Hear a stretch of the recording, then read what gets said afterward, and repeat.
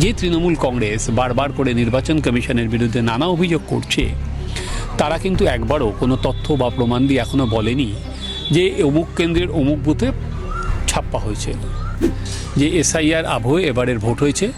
এখনও পর্যন্ত প্রায় 90 লক্ষ মানুষ বাদ, কেন ট্রাইব্যুনালে 27 লক্ষ নাম ঝুলে আছে।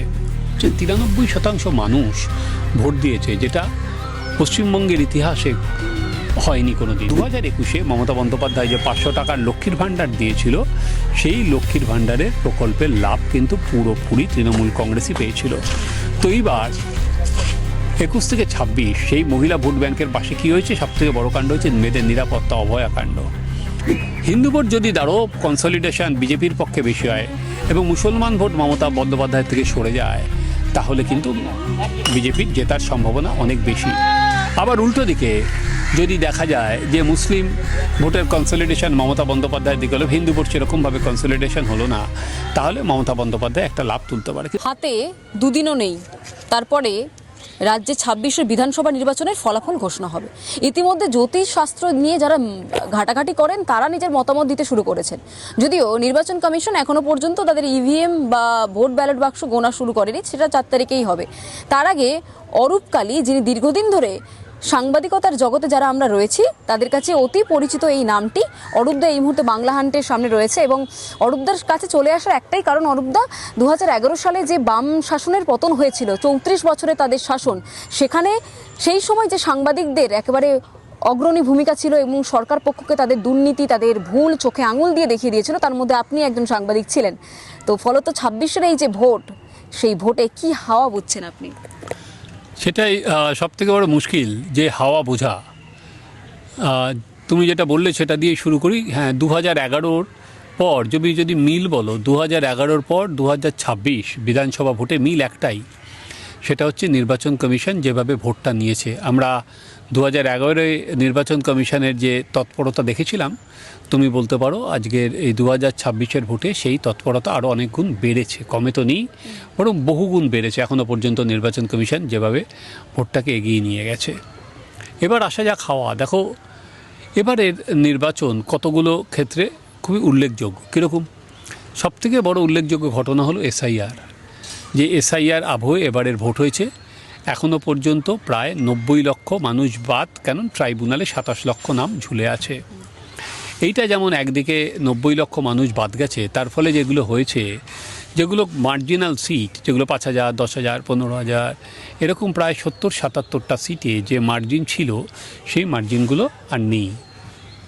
দ্বিতীয়ত যেটা হচ্ছে, এবার অবাধ এবং শান্তিপূর্ণ নির্বাচন হয়েছে। এখনও পর্যন্ত কেউ বলতে পারেনি, ধরো আজকে আমরা যেদিন আলোচনা করছি 15টা বুথে আবার পুনর্নির্বাচন হচ্ছে, তাছাড়া কেউ বলতে পারেনি প্রথম দফার ভোট এবং দ্বিতীয় দফার ভোটে লার্জ স্কেল কোনো ছাপ্পা হয়েছে, যেটা ব্রিগিং হয়েছে, যেটা আমরা শুনে অভ্যস্ত বা আমরা দেখে অভ্যস্ত। বিশেষ করে ধরো আমাদের পঞ্চায়েত ভোট বা পুরো ভোট যেগুলো আমরা দেখে হয়েছি, সেরকম কিন্তু কোনো রকম কেউ অভিযোগ করতে পারেনি। এমনকি যে তৃণমূল কংগ্রেস বারবার করে নির্বাচন কমিশনের বিরুদ্ধে নানা অভিযোগ করছে, তারা কিন্তু একবারও কোনো তথ্য বা প্রমাণ দিয়ে এখনও বলেনি যে অমুক কেন্দ্রের অমুক বুথে ছাপ্পা হয়েছে, আমাদের লোকেরা গিয়ে ভোট দিতে পারেনি, এরকম কেউ বলেনি। অরূপদা, সন্ত্রাসহীন, রক্তহীন ভোট, আপনার এতদিনের যে সাংবাদিকতার যে কেরিয়ার রয়েছে, সেখানে এই রকম শান্তিপূর্ণ ভোট দেখেছেন যেখানে রক্তহীন, সন্ত্রাসহীন, বোম পড়ল না, হেডলাইনে হয়তো বিরত থাকতে হলো সাংবাদিকদের, নিরাশ হতে হলো সাংবাদিকদের, হয়েছে কখনো? না, 2011-তে আমার মনে পড়ছে না কোনো। হ্যাঁ, ভোটের আগে দেখো, আমাদের এখানে শুধুমাত্র যে ভোটের দিনে সন্ত্রাস তা তো নয়, ভোটের আগে থেকেই শুরু হয়ে যায় হুমকি দেওয়া, লোকের বাড়ি বাড়ি যাওয়া, একটা দীর্ঘদিন ধরে এটা চলে।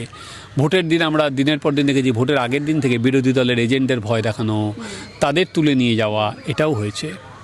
এবার যেটা লক্ষণীয়, একটা তো সন্ত্রাসীন ভোট, তার থেকেও বড় যেটা সিগনিফিকেন্ট, সেটা হচ্ছে 93% মানুষ ভোট দিয়েছে, যেটা পশ্চিমবঙ্গের ইতিহাসে হয়নি কোনো দিন। 93% মানুষ, যখন ধরো বদল হয়েছিল তখনও 84% মানুষ তো ভোট দিয়েছিল, 84।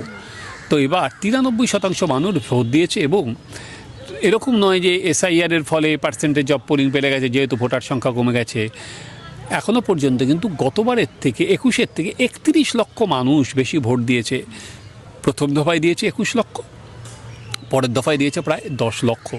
তাহলে এই 31 লক্ষ তুমি যদি ধরো, প্রথম দফায় প্রায় 13,000 করে এক একটা সিটে পড়তে পারে, পরের দফায় 6,000। হ্যাঁ, এবার যেটা বলছিলে যে এই আবহাওয়ায় যখন ভোট হয়েছে তখন প্রত্যেক দলগুলো, ধরো তৃণমূল কংগ্রেসের যে মেশিনারি তারা দীর্ঘদিন ধরে সাজিয়েছিল, আমরা দেখতে পাচ্ছি নির্বাচন কমিশন এটা তছনছ করে দিয়েছে। তাদের এন্টার পুলিশ প্রশাসন বদল হয়েছে, আইপ্যাককে কাজ বন্ধ করে চলে যেতে হয়েছে। ফলে তৃণমূল কংগ্রেসের ওপর তারা যে মেশিনারিটা সাজিয়ে ভোটটা করতো সেটা তছনছ করে দিয়েছে। এবং ধরো এসআইআরের ফলে নাম বাদ গেছে, এটা সবসময় যে নামগুলো বাদ গেছে, মৃত ভোটার হতে পারে, স্থানান্তরিত ভোটার হতে পারে, ডুপ্লিকেট ভোটার হতে পারে, এর লাভ কিন্তু শাসক দলই তোলে। সিপিএমের সময় সিপিএম তুলেছে, তৃণমূলের সময় তৃণমূল তোলে, কারণ তাদের দলের শাসকের একটা সংগঠন থাকে, বিরোধীদের তো সংগঠন নেই, যে শাসক হয় তারই সংগঠন হয়। ফলে সেই লাভটা তৃণমূলের ঘরেই গেছে। এবারের ভোট কিভাবে হয়েছে? এবারের ভোট এসআইআরের দুটো দিক আছে। এসআইআরে একটা হচ্ছে জল আর দুধ আলাদা হয়ে গেছে, তার প্রভাব কি ভোটে পড়েছে? নাকি তৃণমূল কংগ্রেস যে প্রচারটা করছে যে দেখো এসআইআরে ফলে সাধারণ মানুষের হেনস্থা হয়েছে, একটা সম্প্রদায়কে নির্দিষ্টভাবে লক্ষ্য করা হয়েছে, তাই জন্য নামটা বাদ গেছে, এটাই তো হয়েছে। তিনটে ফ্যাক্টর কাজ করে তৃণমূল কংগ্রেসের এই যে ভোটে জেতার পেছনে, তিনটে ফ্যাক্টর থাকে। আমি বলি এম ফ্যাক্টর। একটা হচ্ছে প্রথম এম ফ্যাক্টর হচ্ছে মমতা বন্দ্যোপাধ্যায় নিজে। মমতা বন্দ্যোপাধ্যায়ের 11 সালের আগে মমতা বন্দ্যোপাধ্যায়ের যা জনপ্রিয়তা ছিল, মমতা বন্দ্যোপাধ্যায়ের যে ব্র্যান্ড ইকুইটি ছিল, সেটা কতটা ক্ষয়েছে, এটা হচ্ছে প্রথম। 11তে যে মমতা যে ব্র্যান্ড, 26এও কি সেই ব্র্যান্ড আছে? না, তার থেকে ক্ষয়েছে। দ্বিতীয় এম ফ্যাক্টর হচ্ছে মুসলিম ভোট। মুসলিম ভোট যেটা তৃণমূল কংগ্রেসের আমরা দেখেছিলাম যে 16তে হতে পারে, তারপরে 21-এ হতে পারে, সেটা বা 19-এ হতে পারে, মুসলিম ভোট কিন্তু কনসলিডেট করে গিয়েছিল একেবারে তৃণমূল কংগ্রেসে। 19-এর আগে সিএ নিয়ে যে আন্দোলন বা পরবর্তীকালে, এবার তৃণমূল কংগ্রেস চেষ্টা করেছে সেটাকে তোমার এসআইআর নিয়ে মুসলিম ভোটকে কনসলিডেট করতে, কিন্তু তার আগে কতগুলো ঘটনা হয়ে গেছে। একটা হচ্ছে ওয়াকফ নিয়ে মুসলিমদের ক্ষোভ আছে, একটা হচ্ছে তোমার সংরক্ষণ দিয়ে মুসলিমদের ক্ষোভ আছে, এবং এসআইআর নিয়ে যেটা বলা হয়েছিল তাদের কারোর নাম বাদ যাবে না, ট্রাইব্যুনালে 27 লাখ নাম ঝুলে গেছে, তো ভোট দিতে পারেনি। ফলে তাছাড়া মুসলিমদের তাদের ধরো পড়াশোনা, তাদের চাকরি, তাদের জীবনের মান উন্নয়ন হয়েছে কিনা এইটা নিয়ে, এবং তার যেটা হুমায়ুন করেছিল যে বাবরি মসজিদ, তাতে কতটা লোক সাড়া দিয়েছে। ফলে মুসলমান ভোটে কতটা ফাটল ধরবে, দ্বিতীয় এম।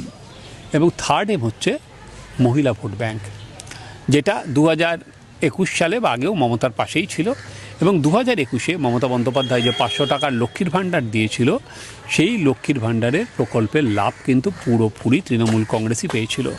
তো এইবার 21 থেকে 26 সেই মহিলা ভোট ব্যাংকের পাশে কী হয়েছে? সবথেকে বড় কাণ্ড হচ্ছে মেয়েদের নিরাপত্তা অভয়াকাণ্ড, যেখানে মেয়েরা নিরাপত্তা নিয়ে প্রচুর প্রশ্ন উঠেছে। এবং দ্বিতীয়ত হয়েছে বিজেপিও এবার বলেছে মাতৃশক্তি কার্ড, যদি মমতা বন্দ্যোপাধ্যায় এরা বলে 1500 টাকা, বিজেপি বলেছে সেটা 3000 টাকা।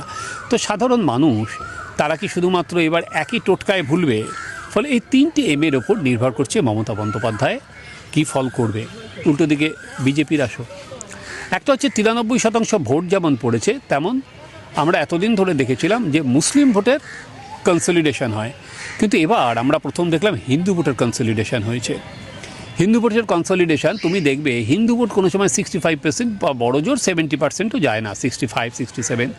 এবার কিন্তু হিন্দু ভোটও 92-93% পড়েছে। এবার এই পুরো নির্বাচনটা আমি যে বললাম মমতা বন্দ্যোপাধ্যায়ের এম ফ্যাক্টর ছাড়াও দাঁড়িয়ে আছে কতটা হিন্দু ভোট কনসলিডেশন হলো। হিন্দু ভোট যদি কনসলিডেশন বিজেপির পক্ষে বেশি হয় এবং মুসলমান ভোট মমতা বন্দ্যোপাধ্যায়ের থেকে সরে যায়, তাহলে কিন্তু বিজেপির জেতার সম্ভাবনা অনেক বেশি।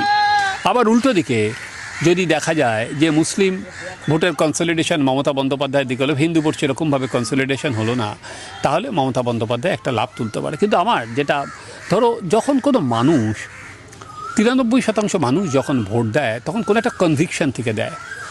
কোনো মানুষ ধরো তুমি পাহাড় থেকে শুরু করে সুন্দরবন একই ট্রেন, সবাই মিলে ভোট দিচ্ছে, সেখানে সবাই মিলে দলে দলে গেছে, একটা কনভিকশন থেকে যে মেয়েরা সকালবেলায় 6:30টার সময় লাইনে দাঁড়িয়ে যাচ্ছে, কিছু একটা তারা প্রতিজ্ঞাবদ্ধ হয়ে ভোটটা দিয়েছে, সেটা কি